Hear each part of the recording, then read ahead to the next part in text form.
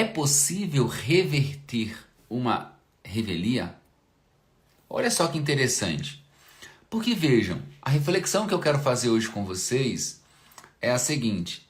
Imagine que um de vocês seja contratado por uma pessoa que é ré em uma ação civil, tá?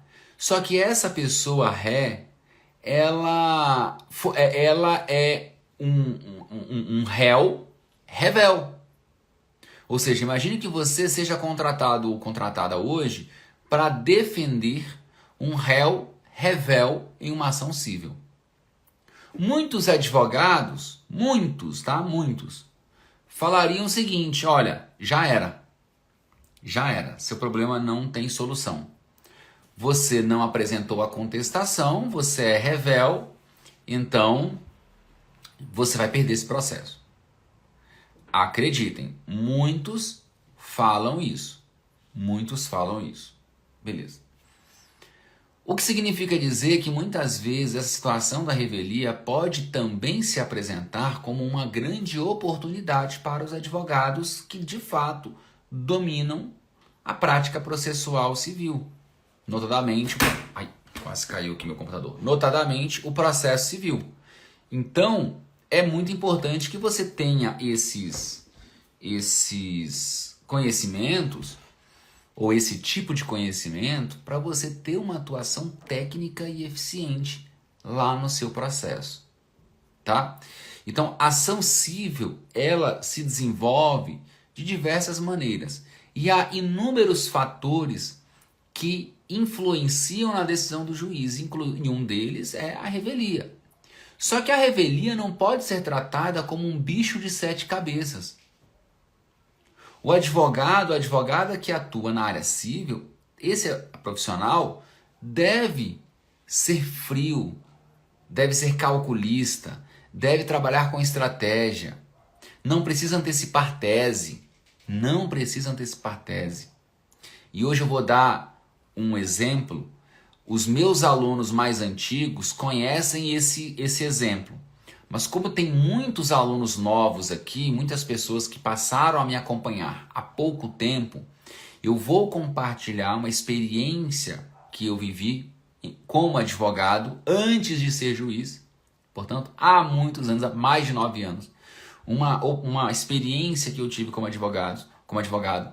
E eu usei uma técnica que é uma estratégia processual, que é você trabalhar em silêncio, que é você muitas vezes dizer muito pouco para conseguir tudo o que você quer, tá? Me lembrem no final, por favor, porque pode ser que eu me esqueça. Então, no final, professor, estratégia que o senhor falou, que o senhor ia comentar, ou então o caso que o senhor ficou de comentar. Me lembrem, por favor, tá? Então, vamos iniciar aqui pensando o seguinte: o que é a revelia? Primeira coisa é entender que a revelia, ela... E aí, em um sentido mais técnico, tá, pessoal? Eu não quero ser muito técnico aqui. Mas para aqueles que gostam, né? A revelia é um ato-fato jurídico processual. Olha que interessante. E aqui eu me valho das lições do inesquecível, talvez um dos maiores civilistas que o Brasil e o mundo já conheceram, Orlando Gomes, que já tratava da classificação dos negócios, dos atos jurídicos, que ao tratar, né, da classificação dos atos jurídicos, ele falava que ele falava sobre o ato jurídico, e aí também Pontes de Miranda, evidentemente, não podemos esquecer do Pontes de Miranda, e aqui mais Pontes de Miranda, mas em Orlando Gomes a gente encontra também essas mesmas lições. Então eu chamo a atenção aqui para esses dois grandes juristas produzidos pelo Brasil, né? Pontes de Miranda e Orlando Gomes. E basicamente nós vamos encontrar na doutrina do Pontes de Miranda e também de Orlando Gomes essa ideia do ato-fato jurídico, né? E quando a gente faz o espelhamento para o processo, a gente pode imaginar um ato-fato jurídico processual. Inclusive no meu manual eu falo também sobre isso e dentro dessa classificação dos atos processuais. E o que seria um ato-fato jurídico processual? É um ato Portanto, ele decorre de um comportamento ativo ou passivo humano, mas que o código trata como um fato. Então, sempre que houver um comportamento humano produtor de um efeito jurídico processual, ou de um efeito jurídico em sentido mais amplo, mas que a lei considere esse fenômeno como um fato e a própria lei já estabelece quais serão os efeitos a serem produzidos, nós teremos aqui um ato-fato. Porque o sujeito muitas vezes tem um comportamento sem pretender criar um efeito, sem pretender criar, modificar ou extinguir uma situação jurídica. Mas a própria lei já diz e trata essa consequência como um fato. Então, o que é a revelia? É a ausência de contestação. A ausência de contestação, e veja, para que não haja contestação, é preciso que haja um comportamento humano passivo, omissivo. Eu, réu, não apresentei contestação. A lei já trata essa situação de passividade do réu como um fato, a revelia. Então, a revelia é como se fosse um fato. Só que ela é gerada a partir de um comportamento humano. Então nós temos aqui um ato-fato jurídico processual. Olha que legal. Isso aqui é técnica, tá? Beleza. Mas professor, isso, técnica não enche barriga, eu preciso saber a prática. Concordo com você. Técnica não enche barriga. Por isso a gente tem que saber o que fazer na prática. Mas, se vocês querem se destacar na prática, vocês precisam conhecer a base. Porque quando vocês forem discutir uma situação como essa, por exemplo, em um tribunal, vocês precisam saber exatamente onde vocês estão pisando e o que exatamente está sendo discutido ali, tá? Então é preciso também ter essa base teórica, técnica, né? Antes de atuar na prática. Perfeito. A revelia, portanto, é a ausência de contestação. Só que nós não podemos nos esquecer do seguinte: muitas pessoas vão dizer que a revelia é a presunção de veracidade dos fatos alegados pelo autor. Isso não é revelia, isso é efeito da revelia. O artigo 344 do Código de Processo Civil diz que se o réu não contestar a ação, será considerado revel. Aqui está a revelia, a ausência de contestação. E aí ele inclui o efeito material da revelia. E ele diz: e presumir-se-ão verdadeiras as alegações de fato formuladas pelo autor. Então, revelia a ausência de contestação, um efeito material é a presunção de veracidade dos fatos. Perfeito. Você não... E aqui agora, o próximo ponto é: você não pode confundir uma situação que é muito comum. Há muita confusão. E aqui eu já chamo a atenção e já vou dar um puxão de orelha em quem faz isso. Nunca mais você deve fazer, tá? Nunca mais você deve fazer. Que é o seguinte: não confunda revelia com o efeito material da revelia e com o ônus da impugnação específica ou ônus da impugnação especificada. São situações absolutamente distintas. E tudo isso tem a ver com o nosso tema de hoje. Mas aqui eu preciso passar por premissas com vocês. Então são as premissas, nós temos que primeiro estabelecer essas premissas para depois avançarmos para as questões mais, digamos assim, complexas, tá? E estratégicas. Então o que é a revelia? A ausência de contestação. O que é o efeito material da revelia? Presunção dos fatos alegados pelo autor. Lembrando que nem toda a revelia vai gerar o efeito material. Tá? Nem toda a revelia vai gerar o efeito material. Beleza. E o que é o ônus da impugnação específica? Aqui é uma outra coisa. Aqui é uma outra coisa. Eu até vou, pessoal, aqui, eu vou acolher a sugestão da Brenda, que sugeriu desativar os comentários para que eu não perca o raciocínio. Muitas vezes eu acabo lendo aqui o que vocês estão falando e aí pode de fato atrapalhar um pouco. Então eu vou aqui desativar os comentários e eu ativo logo em seguida para a gente bater um papo. Tá bom? Combinado assim, eu acho que vai ficar melhor. Muito bem. Então é isso, ó. O que é a revelia? A ausência de contestação. O que é o efeito material da revelia?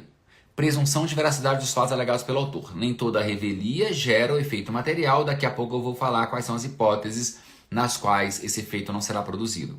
E não podemos confundir revelia e efeito material da revelia com o ônus da impugnação específica. O que é o ônus da impugnação específica? É um ônus atribuído ao réu no momento em que ele apresenta a contestação. E ele está previsto no artigo 341 do Código de Processo Civil. E o artigo 341 do CPC vai dizer que incumbe ao réu se manifestar precisamente sobre as alegações de fato constantes na petição inicial, presumindo-se verdadeiras as não impugnadas. E aí ele traz ali 3 exceções.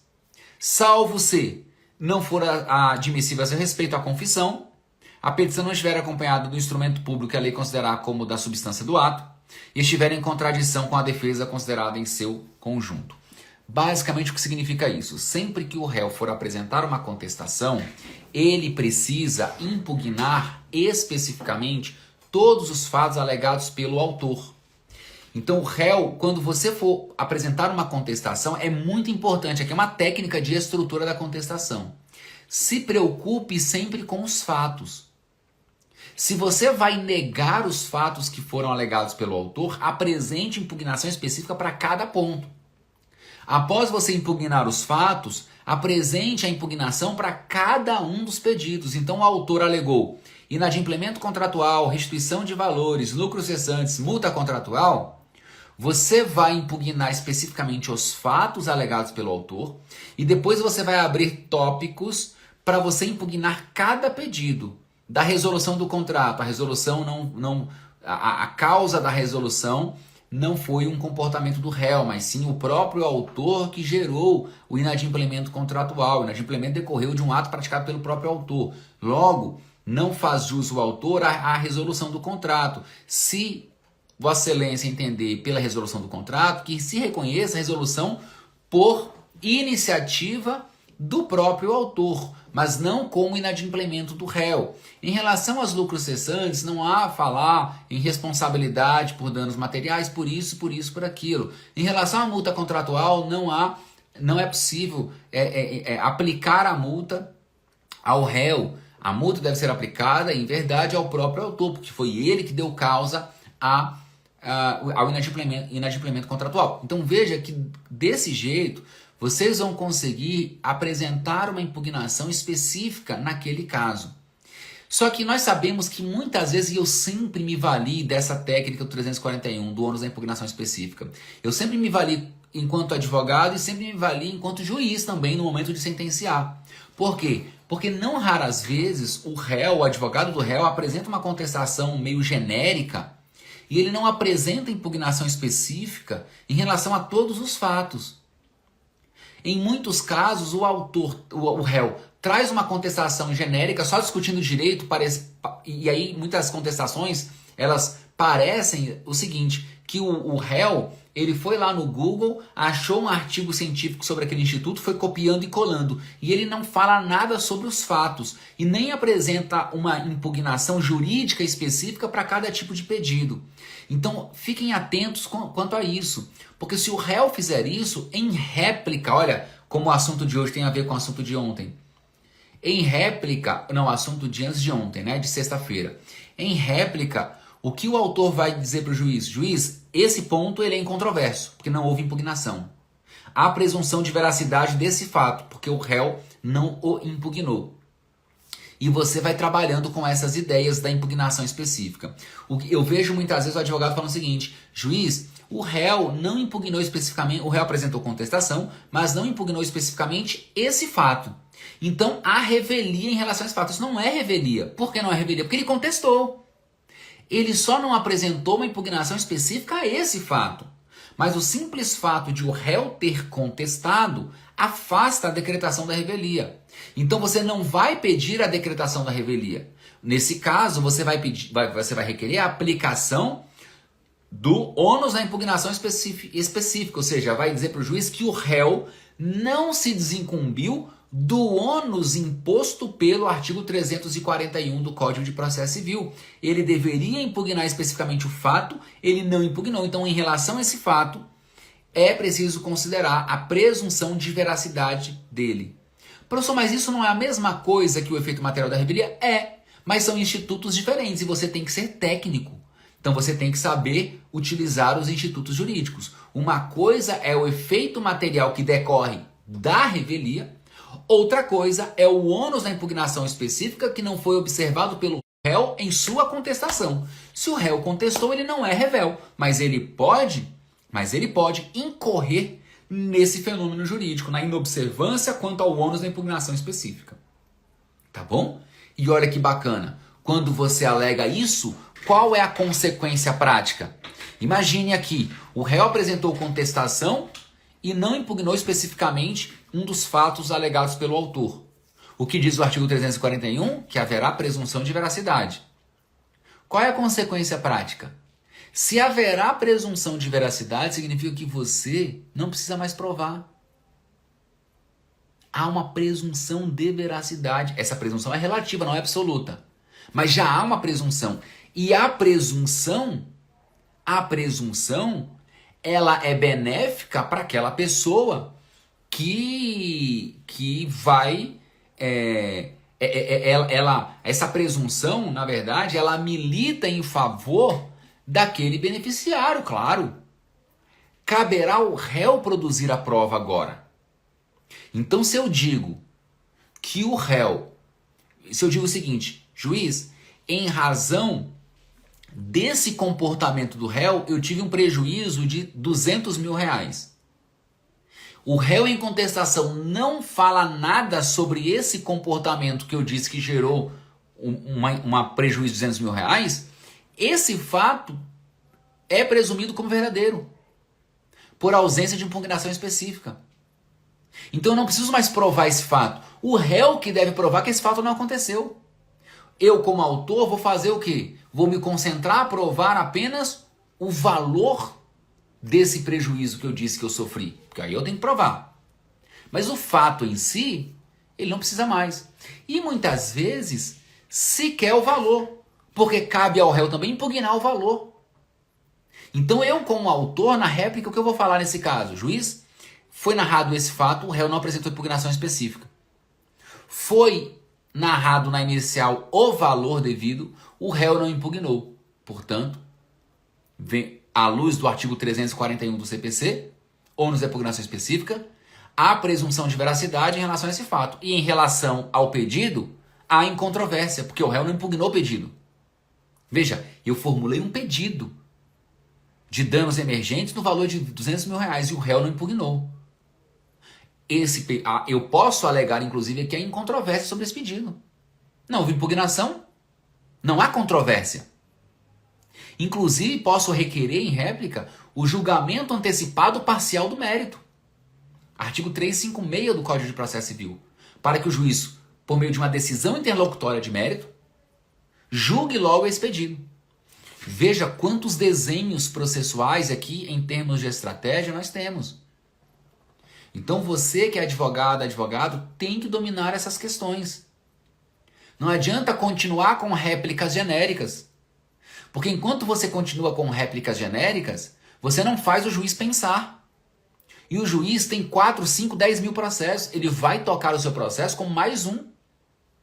Quando você começa a mexer nas peças desse jogo, você força o juiz a ter que enfrentar essas questões. E se o juiz não conhece muito também, ele vai ser obrigado a estudar um pouco, vai ter que ler a sua petição e dificilmente ele vai negar isso para você. Agora, se você sequer apresentar essas questões em juízo, você não pode esperar muita coisa do juiz. E aí é aquela questão que eu sempre falo. Você não pode ser o advogado conformado ou aquele advogado... o conformado no sentido de... ele deixa o processo, faz de qualquer jeito e se conforma com qualquer decisão. Ou aquele advogado que sempre terceiriza as responsabilidades. Porque o juiz ele é ruim, porque ele não leu o processo, não sei o que. Você tem que fazer a sua parte. Nós já falamos sobre isso no nosso evento. Esse é o jogo. Nós temos que jogar o jogo. Se o juiz tem 10 mil processos, ele não tem tempo para ficar lendo todas as minhas petições iniciais, eu faço petições mais enxutas, eu vou ser conciso, vou ser objetivo, mas serei técnico e apontarei o caminho. Porque o meu objetivo é ali obter o êxito para o meu cliente. Então eu vou conduzir esse processo. Essa ideia de que o processo se desenvolve por impulso oficial, isso aí é uma utopia. Eu tenho que falar isso para vocês. O processo se desenvolve por impulso oficial, sim, mas se não tiver um advogado para ajudar a impulsionar, o processo não vai andar. E vocês conhecem, eu conheço a realidade do Poder Judiciário. Conheço. Porque também advoguei no interior, com muitas dificuldades em relação aos processos, os processos não andavam. Então, se eu não fosse lá despachar, se eu não apresentasse a petição de forma mais enxuta, com passo a passo, mostrasse o caminho, o processo não andava. Então, vocês precisam ser esse tipo de profissional. Tá bom? Beleza. Então, não vamos confundir revelia, efeito material da revelia e ônus da impugnação específica. Perfeito.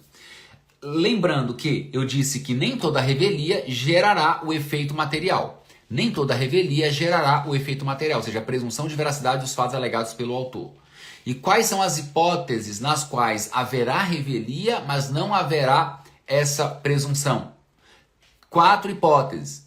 E elas estão previstas no artigo 345 do CPC, que diz: a revelia não produz o efeito mencionado no artigo 344 se 1. Havendo pluralidade de réus, algum deles contestar a ação. Ou seja, se há 2 ou mais réus e um deles contestar a ação, os outros, ainda que não apresentem contestação, eles não serão considerados ali, não haverá revelia naquele caso, tá bom? Como revés. Muito bem. 2. O litígio versar sobre direito indisponível. Direito indisponível, em relação aos direitos indisponíveis, também não há aplicação do efeito material da revelia. Em muitos casos, é uma ação contra a fazenda pública, e quando envolve, por exemplo, fazenda pública e direitos indisponíveis, também a revelia não vai gerar esse efeito. Mas eu defendo que nem todas as ações contra a fazenda pública terão por objeto um direito indisponível, em que inclusive a própria fazenda pública pode incorrer no efeito material da revelia e também na presunção de veracidade à luz do ônus da impugnação específica. 3. A petição inicial não estiver acompanhada de instrumento que a lei considere como indispensável à prova do ato. Só para vocês entenderem essa parte aqui.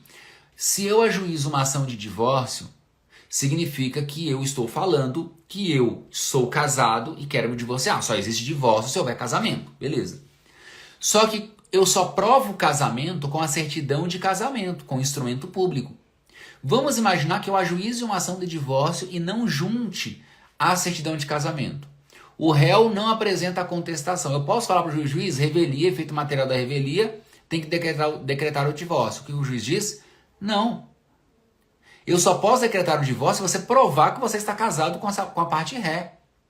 Porque o instrumento público é indispensável para provar o ato. Qual é o ato aqui? Casamento. Perceberam? Se eu ajuizo uma ação reivindicatória, a ação reivindicatória pressupõe a propriedade imobiliária, o proprietário registral, falo, sou proprietário do bem imóvel e o réu está ocupando o meu imóvel, sem o meu consentimento eu quero reaver a posse do meu imóvel, quero ser emitido na posse. Ou seja, eu sou o proprietário que estou privado da posse. Eu apresento esse pedido, ajuizo essa ação, o réu não contesta. Haverá presunção de veracidade? Haverá revelia, porque há aqui a ausência de contestação. Mas haverá presunção de veracidade? Não. E por que não haverá? Porque eu não juntei o instrumento público, a escritura pública e o registro na matrícula imobiliária. Não juntei. Eu só provo a propriedade imobiliária com o registro do título lá no registro imobiliário. Porque a lei considera indispensável esse documento. E a quarta hipótese aqui de flexibilização, ou seja, situação na qual não haverá aplicação do efeito material da revelia, é a hipótese do inciso 4 do artigo 345, que diz: as alegações de fato formuladas pelo autor forem inverossímeis ou estiverem em contradição com a prova constante dos autos. Muitas vezes o autor apresenta uma petição inicial, alega fatos absurdos e formula pedidos absurdos também. O réu pode até não contestar. Se o réu não contestar, haverá revelia. Mas o juiz vai olhar para a petição do autor e falar assim: olha, essa é inverossímil. Essa petição, o fato alegado é inverossímil. É impossível acreditar nesse fato. Ou então o próprio autor juntou documentos que contradizem o que ele disse na inicial. Acontece? Acontece muito. Aí o juiz não vai aplicar o efeito material da revelia. E olha que bacana aqui também. Vou te apresentar duas outras situações para você utilizar na prática. São situações nas quais o juiz também não pode aplicar o efeito material da revelia. E eu vejo muitos juízes aplicando de forma absolutamente equivocada. E você, advogado, tem que saber alegar isso. Embargos à execução. Embargos à execução. Como assim? Os embargos à execução são a ação do executado contra o exequente em uma execução de título executivo extrajudicial. Ok? Beleza. Eu sou executado. Fui citado na ação de execução. Ok? Eu posso opor embargos à execução. Os embargos à execução são a defesa do executado. São a defesa do executado. Só que não tem natureza de contestação, mas sim de ação. Então é uma defesa do executado que é apresentada por meio de uma ação. Tanto que os embargos à execução não devem ser apresentados nos mesmos autos da ação de execução. São em autos próprios, que tramitarão, claro, em apenso aos autos principais da execução. Então tem natureza de ação. Logo, o executado é o autor dessa ação, é o embargante, e o exequente é o réu dessa ação, é o embargado. Imagine que você, advogado do executado, oponha embargos à execução. O exequente, que é o embargado, não apresente sua impugnação, sua defesa nos embargos. Portanto, ele será revel nos embargos de execução. Pergunto, eu aplico o efeito material da revelia a ele? Haverá presunção de veracidade dos fatos alegados pelo embargante? Não. Por que não haverá? E olha o detalhe, olha a técnica. Não há aplicação do efeito material aqui, porque esse embargado, que é o exequente, ele tem um título líquido, certo e exigível. Sendo mais preciso, mais técnico, um título que está espelhando, que espelha uma obrigação líquida, certa e exigível. E a revelia, esse efeito material da revelia, não pode se sobrepor a essas características do título executivo. Porque senão seria muito fácil, bastaria o exequente embargado não apresentar contestação para a gente já fulminar, eliminar esse título executivo. Não. Por isso que nos embargos de execução não se aplica o efeito material da revelia. Um outro exemplo, ação rescisória. A parte ajuíza uma ação rescisória. O réu da ação rescisória é citado. Ele não apresenta contestação. Haverá efeito material da revelia? Não. Por quê? Porque se eu aplicar o efeito material da revelia, eu estou admitindo que o efeito material da revelia pode se sobrepor a uma coisa julgada que foi produzida já. Porque o que é ação rescisória? É a ação que tem por objetivo eliminar, quebrar, desfazer a coisa julgada. E é claro que uma simples omissão não pode se sobrepor a uma coisa julgada que foi produzida. Então, também nessas hipóteses, nós não vamos aplicar o efeito material da revelia. Agora, professor, então vamos lá. Então, como reverter uma revelia? Já entendi tudo isso. Isso é importantíssimo. Beleza. Mas na prática, como reverter a revelia? Primeira coisa que você tem que entender. Ponto 1 aqui, tá? A revelia, pode anotar isso. A revelia não gera automática procedência do pedido. Então, sempre que o seu cliente chegar para você e disser, olha, eu sou réu em um processo e eu não contestei, eu acho que já passou o prazo de contestação, você vai falar para ele, claro, de forma madura, né, de forma consciente, que a situação dele é uma situação desfavorável. E claro, também aí a estratégia para você poder cobrar seus honorários. Que o caso é muito difícil, mas que você vai atuar e fazer de tudo para reverter essa situação, que é possível reverter a situação, mas que no caso dele não é muito fácil, né? Então, olha, teoricamente é possível reverter a revelia, mas eu vou precisar analisar o seu caso para ver quais são as nossas chances aqui. Muito bem. E aí, claro, você pode inclusive, se você perceber que é possível reverter essa revelia, você pode cobrar um valor para contestar e um valor melhor ainda, caso você consiga afastar a procedência do autor. Ou seja, se você, meu cliente, réu, sair vitorioso, eu conseguir a vitória, ou seja, julgar improcedente o pedido do autor, tem mais X ao final. Então você pode também, claro, fazer esse tipo de convenção. Então, primeira coisa é entender que a revelia não gera a procedência do pedido, mesmo o efeito material da revelia. Porque veja, o sujeito ajuiza uma ação contra mim e diz o seguinte: olha, eu celebrei um negócio jurídico com o Jailton e ele não cumpriu a obrigação. Ok? Eu quero a condenação do Jailton ao pagamento da quantia e quero danos morais. Beleza. Por alguma razão eu não apresentei a contestação. Aí, o que eu tenho que saber? Que em relação à dívida, de fato, vai haver uma presunção de veracidade dos fatos e, consequentemente, vai ser difícil afastar isso. Se de fato eu devo a esse autor, é melhor pagar. Só que em relação ao pedido de danos morais, o que o autor disse? Que eu inadimpli o contrato. E que em razão do inadimplemento, ele sentiu danos morais, sofreu danos morais. O que o juiz, ao final, provavelmente dirá na sentença? O simples inadimplemento contratual não gera por si só dano moral. Então veja que mesmo eu sendo revel e mesmo aplicando o efeito material da revelia, não houve procedência em relação ao dano moral.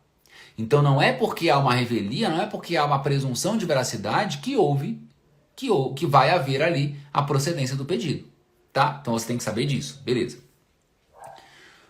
Primeira estratégia processual que você vai pensar é: sempre procure o seguinte: após o prazo da revelia, houve algum fato superveniente?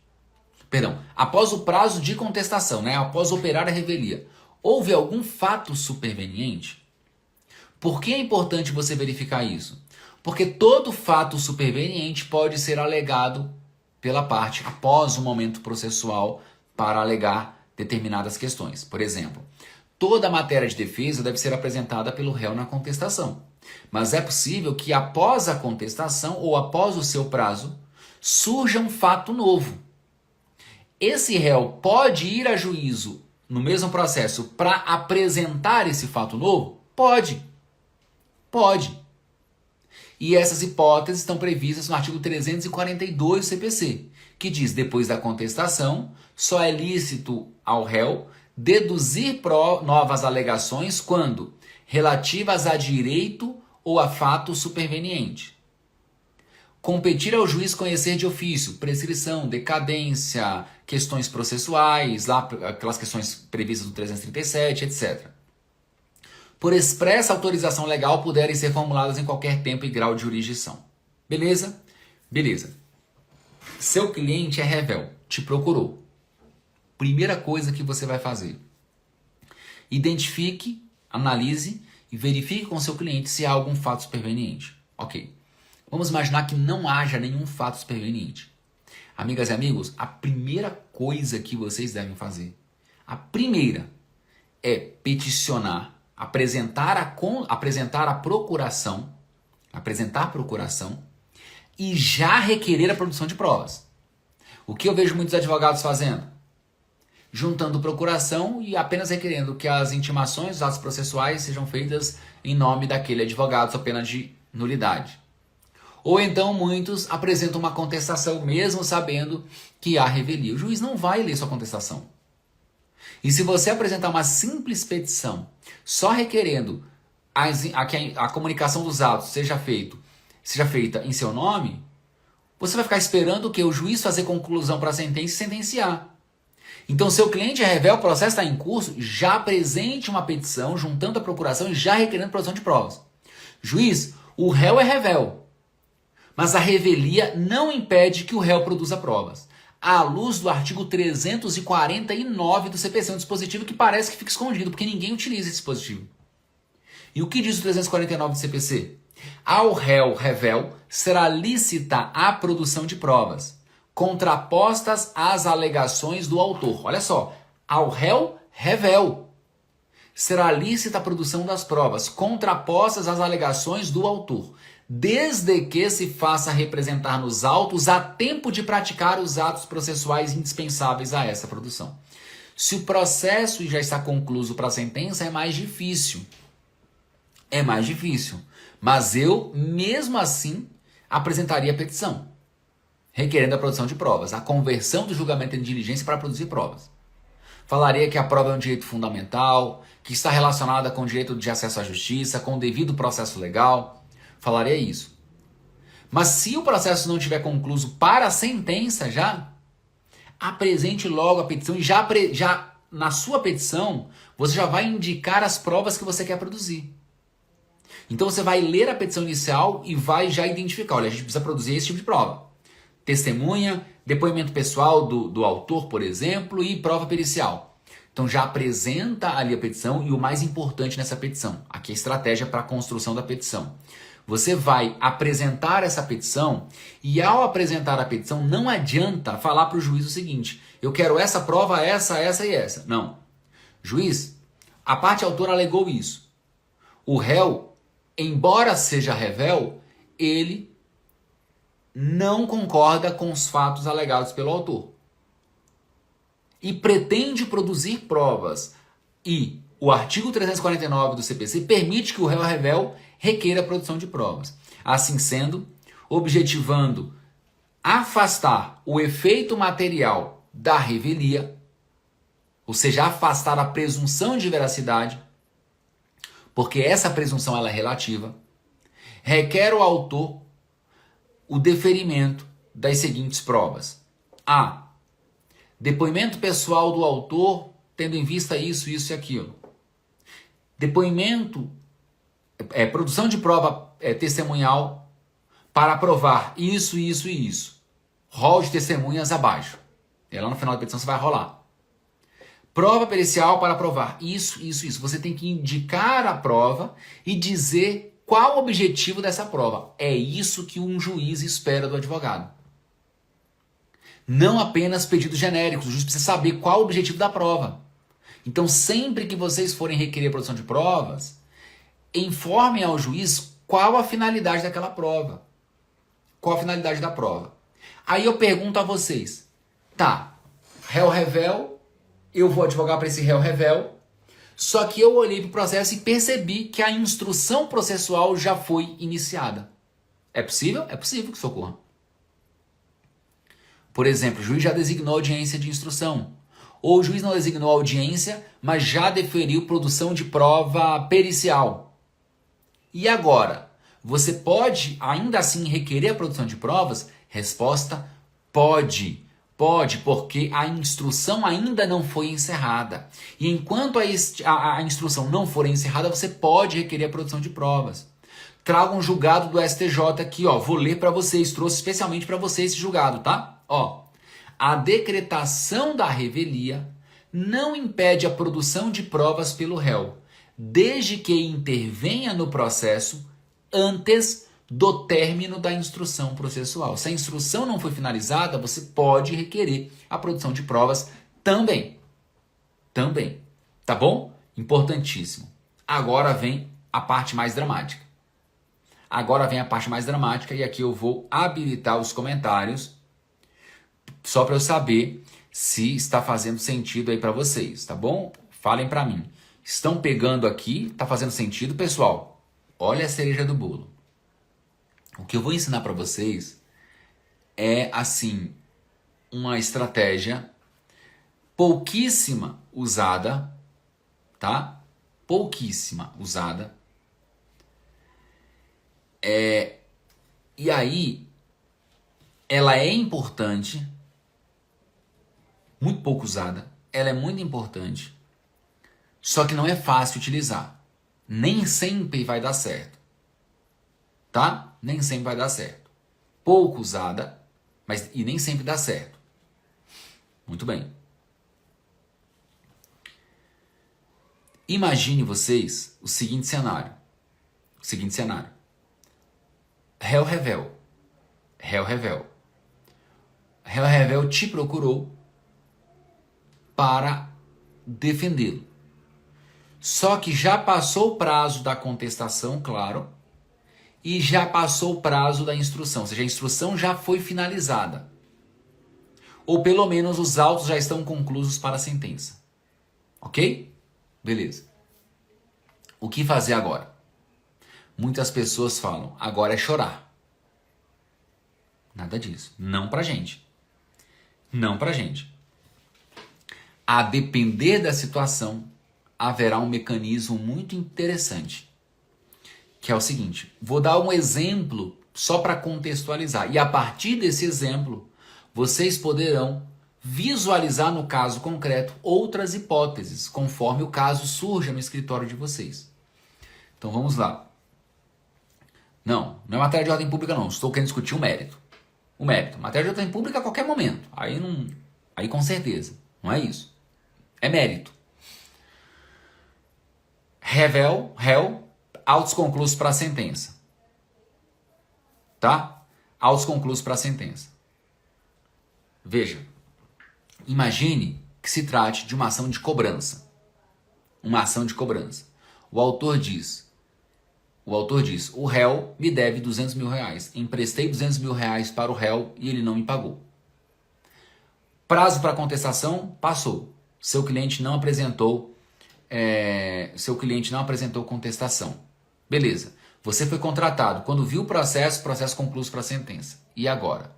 Aí você vai conversar com o seu cliente. O seu cliente diz, doutor, o pior é que eu já havia feito um acordo com ele.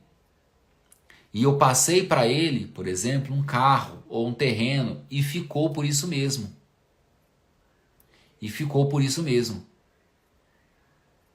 Eu passei o carro para ele, eu passei o imóvel como forma de quitação. A gente fez esse acordo. Eu não devo nada para ele. Então, o que vocês vão fazer nesse exemplo? Isso vale para outros tantos exemplos que acontecem, tá? Outras situações. Você não pode mais contestar. Mas você pode ajuizar uma ação contra esse autor. Porque o seu cliente tem direito de acesso à justiça. Nesse meu exemplo, o que você pode fazer? Ajuizar uma ação declaratória de inexistência de débito.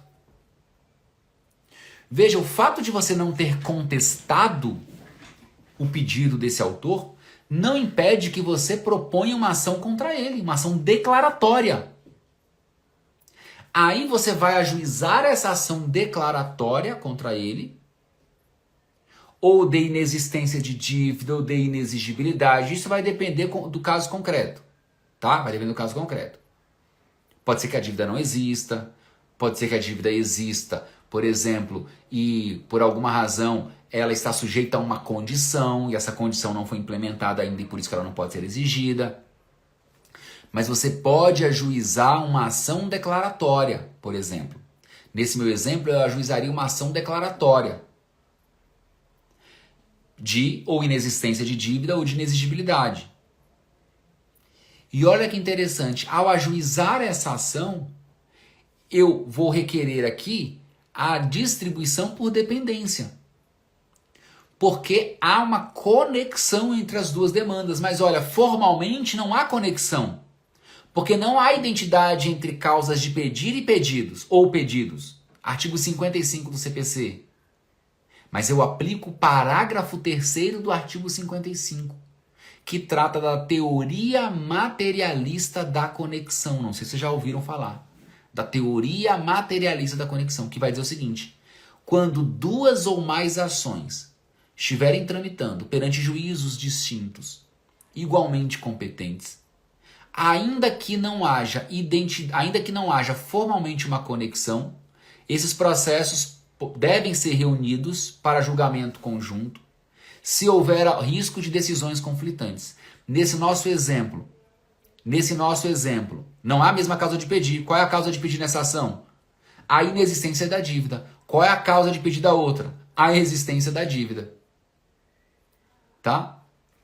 Então eu posso... E aqui é uma discussão também. Há quem entenda que a causa de pedir é a mesma, há quem entenda que não é a mesma, mas o fato é que, ainda que não seja a mesma, é possível reunir os processos. Ainda que o juiz não concorde com isso, entenda que a causa de pedir seja diferente, você aplica a teoria materialista, que diz: Mesmo que não haja conexão, é possível reunir os processos quando houver risco de decisões conflitantes. E nesse caso, haverá risco de decisões conflitantes? Porque se o juiz julgar procedente o pedido de condenação lá da dívida do autor, e depois o outro juiz julgar procedente a ação declaratória, qual das duas sentenças vai prevalecer? Uma que condenou e a outra que diz que ele não tem que pagar nada. Então aí nós temos possibilidade de decisões conflitantes. Então você vai distribuir por dependência. Lógico, estou distribuindo por dependência para evitar decisões conflitantes. E aqui eu tenho a teoria materialista. Então os processos devem ser reunidos. E aqui, o que eu quero aqui? O processamento da ação declaratória e o sobrestamento da ação de cobrança. Só pode ser julgada quando terminar a ação declaratória, para evitar o quê? Decisões conflitantes. Então você ajuiza uma ação contra esse réu, você pode ajuizar essa ação contra esse réu e peticionar lá naquela ação onde seu cliente foi réu, informando que já houve ali a propositura da ação declaratória, requerendo o sobrestamento dessa ação declaratória para aguardar, portanto, o seu resultado, a fim de que o juiz profira, por exemplo, uma decisão conjunta para os dois casos. Já vi cabecinhas explodindo aqui. Ok? Ok? Então, amigas e amigos, nós temos algumas possibilidades para reverter uma revelia. Sim, é possível. Claro que é possível. Não adianta só pensar em sentar e chorar. Olha o que o Wilker disse, conhecimento é vida, é o conhecimento, amigas e amigos, que vai fazer com que vocês se destaquem na advocacia. Não adianta querer crescer de outra forma. Se você quer crescer honestamente, com seus próprios méritos, e ter um crescimento constante, vocês precisam ter o conhecimento que a maioria não tem. E é esse tipo de conhecimento que vai fazer com que vocês se destaquem da maioria dos advogados. E aí a colega disse certo aqui, ó, Lê, estudar e mudar a vida. O conhecimento transforma, eu digo, o conhecimento liberta, transforma e empodera. Eu quero que vocês apliquem técnicas na profissão de vocês, na atuação de vocês. E é esse conhecimento que vai gerar, certamente, grandes honorários. Nada é da noite para o dia. Pessoal, deixa eu falar uma coisa abertamente com vocês. Não acreditem em fórmulas mágicas. Não acreditem naqueles que dizem por aí que é só vocês estruturarem o escritório que nunca faltarão clientes. É conversa. Me perdoem falar isso, aqueles que acreditam nisso, mas eu peço perdão. O que vai fazer você prosperar na advocacia é o seu conhecimento. Você precisa conhecer técnicas de marketing para advocacia? Sim. Precisa saber estruturar o seu escritório? Sim. Mas é o seu conhecimento que vai fazer você vencer processos. E advogado vive de vencer processos. A não ser que a sua atuação seja sempre extrajudicial. Se tiver um litígio, você não pega. Você só pega processos com acordo. Aí seria o melhor dos mundos. E a gente sabe que a vida não é assim. A vida como ela é uma vida cheia de conflitos. E o advogado precisa estar preparado para resolver conflitos. E você vai resolver conflitos usando estratégias. Então, é o conhecimento que vai transformar a vida de vocês, é o conhecimento que vai fazer com que vocês se destaquem. Tá? Aí muitos falam, não, é mentira, porque eu posso estruturar o meu escritório, ter técnicas de marketing, botar pessoas para trabalharem para mim. Tudo bem. Essas pessoas com conhecimento que você não tem, porque você fica só em gestão, essas pessoas vão carregar os seus clientes daqui a 5 anos. Que essas pessoas vão construir o escritório delas e vão levar metade da sua carteira. Perceberam? Então, vocês não têm tempo a perder. Ninguém tem tempo a perder nesse mundo. Ninguém tem tempo a perder. Vou dar um exemplo para vocês sobre a importância de ter mais conhecimento. Eu não sei tudo. Eu estudo todos os dias. Procuro sempre tirar uma parte do meu dia, da minha semana para estudar. Eu não sei tudo. Sou professor há 15 anos. A partir de amanhã eu começo um curso. Eu comprei um curso na internet para fazer, voltado também para o direito.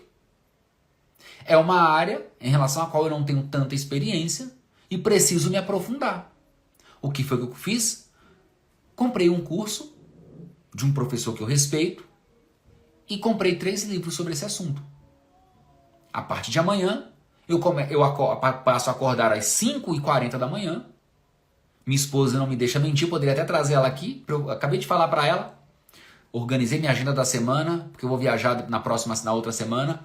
Então, nessa semana eu preciso estudar ao máximo. Vou acordar às 5h40, tomar um café, 6 horas eu começo a estudar e vou estudar até às 7h30. Às 8 horas eu começo o meu trabalho aí como professor e como advogado. Pessoal, essa é a vida. Essa é a vida. Eu sou exatamente igual a vocês. Exatamente igual. Também preciso me atualizar, também preciso estudar. Então pensem nisso, porque é assim que eu vou crescer. Não vou crescer, não, mas o senhor foi ex-juiz, o senhor é ex-juiz, o senhor foi juiz, então isso abre portas. Pode até abrir, mas não abre portas para sempre.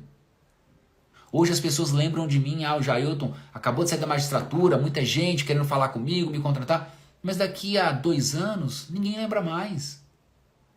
Eu não sou ingênuo, não. Não saí para fazer uma aventura, não. Eu tenho consciência da vida. E eu quero que vocês tenham essa consciência também.